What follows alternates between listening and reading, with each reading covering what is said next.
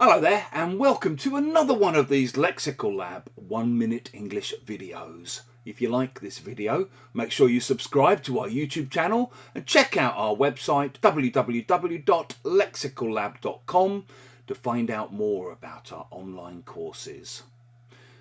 After England lost to Argentina in the World Cup semi-final last week, lots of people over here were calling for Thomas Tuchel's head. They were demanding that he resign. However, as you may have seen, in the playoffs for third place last Saturday, England absolutely battered France 6-4 in a very thrilling game. And this game, this result, basically saved Thomas Tuchel's bacon. If you save someone's bacon, you get them out of a difficult or a dangerous situation.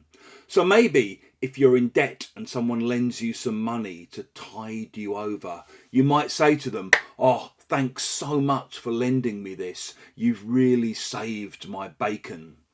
If a company is in dire financial straits, they might be in dire need of investors to save their bacon.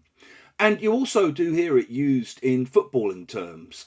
So, maybe when Argentina were 2-0 down against Egypt, Messi suddenly put in a masterclass of a performance and saved the team's bacon, helping them to win 3-2.